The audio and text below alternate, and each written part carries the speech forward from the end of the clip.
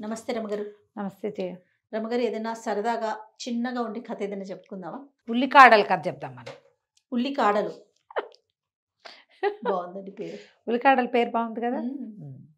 ఊర్మిళ అని ఒక అమ్మాయి, దానికి చాలా నిదానస్తురాలు, మెతకది, కొంచెం భయస్తురాలు కూడా. అలాంటి ఊర్మిళని చిరంజీవి అని ఒక చిన్న ఉద్యోగస్తుడికి చిరుద్యోగికి ఇచ్చి పెళ్లి చేశారు. లేటెస్ట్ కథ రమగారు. అంతే అయి ఉంటుంది. 60లో రాయబడింది. అప్పుడే పేర్లు బాగున్నాయి. బాగున్నాయి, చూసావు ఎంత బాగా పెట్టారు. రామయ్య, సుబ్బమ్మ అలాంటి కథలు మీ అమ్మాయి ఎంతసేపు పోట్లాడుతుంది. వెంకయ్యమ్మ కాకుండా ఎంత మంచి పేర్లు పెట్టారో. బాగుంది. పేర్లు అంటే గుర్తొచ్చింది. ఇప్పుడు ఒక విషయం చెప్తా. ఈ మధ్య పేర్లని తమాషాగా పెట్టుకుంటున్నారు కదా, అసలు దానికి ఏం అర్థం పడతాం. ఇష్యు ఉష్యు బస్సు 2 అక్షరాలు 1 అక్షరం అవే పేర్లు. ఒక అమ్మాయి ఎవరో పెట్టింది, రామచంద్ర అని పెట్టుకున్నారు బాబుకి పేరు. అదేం పేరు అంటున్నారు అందరూ. రామచంద్ర. రామచంద్ర పేరుకి తక్కువ అమ్మ. ఎంత మంచి పేరు, ఎంత మంచి పేరు, ఎంత చక్కటి పేరు. అసలు రామా అని పిలుచుకోవచ్చు కదా. అదే కదా పుణ్యం పురుషార్థం. మీ పేరుందనా? నా పేరు లేకపోతే ఎవరైనా పిలవడానికి రామా అని పిలిస్తే ఎంత మంచిది. అద్భుతం కదండి కదా. నా పేరు ఉంటే ఏమి, నా పేరుతోటైనా బోళ్ళంత ముక్తి వస్తాయి. అప్పుడు నాకే రావాలి రమగారు. ఎన్నిసార్లు పిలుస్తాను నేను రమగారు రమగారు రమగారు. మరి నువ్వు సీఈఓ అవ్వలేదు. ఏంటి మీ పేరు పిలిచే? నా పేరు పిలిచి కాదు, నా పేరు పిలవడం వల్ల వచ్చే ప్రయోజనం భగవంతుడి అనుగ్రహంతోనా? లక్ష్మీదేవి అనుగ్రహించింది. నేను థ్యాంక్ యూ సో మచ్. చెప్పలేకపోతాం కదా. అంతే కదండి, భగవంతుని నామస్మరణప్పుడు ప్రత్యేకించి పిలవకుండా వ్యక్తుల ద్వారా పిలిచే అవకాశం కదా. అందుకే మనం దేవుడి పేర్లు పెట్టుకుంటాం జయ. అమ్మాయికి చాలా ధైర్యం చెప్పా, ఏం పర్వాలేదు, పెద్దయ్యాక పిల్లాన్ని అందరూ ఏడిపిస్తారేమో అని బాధపడుతోంది. అమ్మాయి బాధపడుతోంది. ఎందుకు బాధపడతావమ్మా, చక్కటి పేరు, ఎంచక్క చాలా మంచి పేరు పెట్టుకున్నావని. చాలా బాగుంది. ఈ వీడియో అమ్మాయికి నేనే పెట్టాలి స్వయంగా. పెట్టేయండి. చక్కటి పేరు. ఒకవేళ ఈ పేరు బాగులేదు అన్న వాళ్ళు ఎవ్వరు మనుషులుగా పరిగణించడానికి కూడా పనికిరారు. Oh my God. ఇది బాగులేదంటారా జయ ఎవరైనా? పైగా ఎవరి పేరు వాళ్ళ ఇష్టం కదా. దీనికి అర్థం లేకపోతే ఆలోచించాలి. పరమార్థం కలిగిన పేరు కదా. పలకటానికి ఎంత బాగుంది ఉంది కదా రమగారు. చక్కగా రామని పిలుచుకోవచ్చు, చంద్ర అని పిలుచుకోవచ్చు, రామచంద్ర అని పిలుచుకోవచ్చు. రామచంద్ర ఎంత బాగుంది అసలు. అనడానికే ఎంత బాగుందో చూడు, మనసు నిండిపోయేలాగా. ఏమిటో బాగులేదు ఇదేం పేరు అని ఎవరైనా అడుగుతారా దాన్ని? అంతే కదా. చాలా బాగుంది రమగారు, నిజంగా బాగుంది. ఆవిడకి చెప్పండి. అదే కదా. సరే, ఓకే. అయితే ఊర్మిళ చిరంజీవి పెళ్లి చేసుకున్నారు. అయితే ఈ చిరంజీవి పరమ అసహనం, మహాకోపిష్టి, దురుసు, ఏదో చేసేవాడు ఉద్యోగం. ఒకరోజు ఏం చేశాడు, ఉల్లికాడలు పట్టుకొచ్చి పైవి ఆకులు కత్తిరించి, ఆకులు దుంపలు కత్తిరించేసే. బాగుందిగా, బాగుంది. సరే, అమ్మాయి ఆ మూగుడు ఏం చెప్పినా సరే సగమే వింటుంది. భయం దానికి. దుంపలతో కూర చేయాలి, పై దాంతో పులుసు చేయాలి, ఇటు తడి చేసేసి. ఆయన ఏదో పని చేసుకుని వచ్చాడు, బయటికి వెళ్ళాడు. మరి గుడికి వెళ్ళి వస్తాను, గుళ్ళోంచి తిరిగి వచ్చాక అన్నం తింటానన్నాడు. ఇంటికి రాగానే సరే పేటేసింది, అన్నం పెట్టింది. తీరా చూస్తే ఆ ఉల్లికాడలతోటేమో కూర చేసి పెట్టింది, ఆ దుంపతోటి ఉల్లిపాయలతోటేమో పులుసు చేసేసరికల్లా భార్యను ఉంచి దభిమని కొట్టేశాడు. చెప్పింది చేయవా సరిగ్గా? నేనేం చెప్పాను, నేనేం చేయమన్నాను? దీంతో ఎవరన్నా పులుసు చేసుకుంటారా, దీంతో కూర చేసుకుంటారా అని కొట్టాడు. ఈ పిల్ల ఏడుస్తూ నుంచింది. ఈ లోపల దభీమని పెద్ద శబ్దమైంది.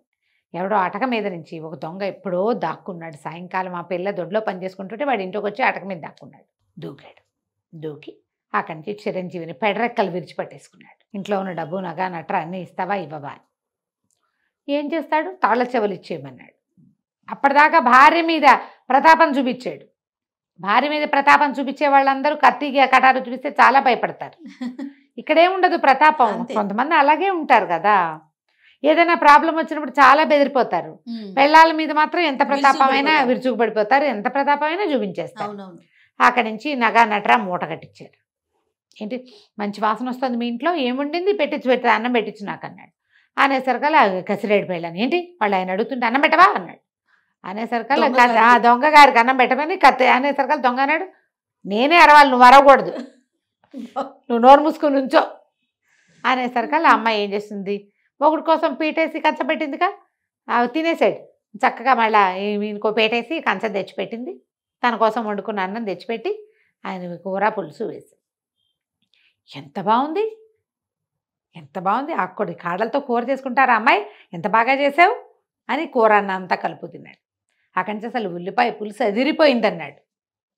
ఇంత మంచి వంట, ఎంత బాగా చేసావు, మరి ఎందుకు దెబ్బలు తిన్నావు నువ్వు అన్నాడు. అనేసరికి అమ్మాయి బిక్కు బిక్కుమంటూ మొగుడు కేసు చూస్తుంది.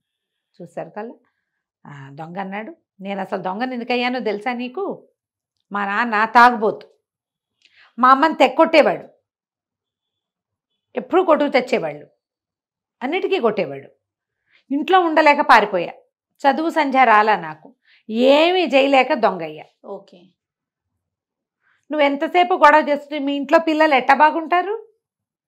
మా నాన్న కనుక అంత తాగుబోతు కాకపోయినా, లేదా మా అమ్మని అంత కొట్టకపోయినా, తాగినా ఆయన దగ్గర ఆయన తాగి పడుకున్నాడు అనుకో, ఏదో మా రకంగా మేము పోయేవాళ్ళము ఎడగొట్టక.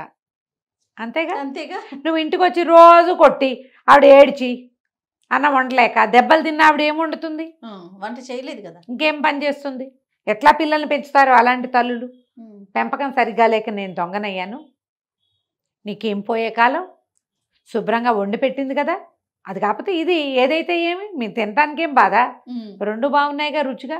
నేను చెప్పింది చెప్పినట్టు చేయలేదు కాబట్టి రుచిని కూడా గ్రహించని గుణం, కోపం అసహనంతో సాధించేది ఏమీ లేదు కదా, సంసారం పాడు చేసుకోవటం అని బుద్ధులు చెప్పాడు అని చెప్పాడు. నువ్వు పాడు చేసుకుని ఇట్లా చేసావు, ఇట్లా చేస్తున్నావు, రేపొద్దుంది నాలాంటి దొంగకి ఇంకొకటికి తండ్రి అవుతావు నువ్వు.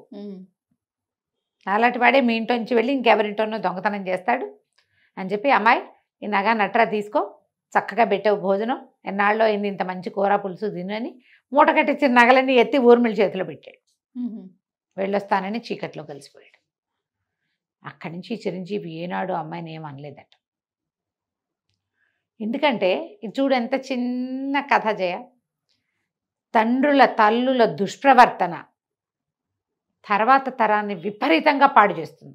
పెద్ద ఉల్లికాడల మీద కొట్లాడుకోవడం చిన్న విషయంగా మనకు నవ్వుతూ కనిపిస్తుంది, ఇలాగే పోట్లాడుకుంటారు.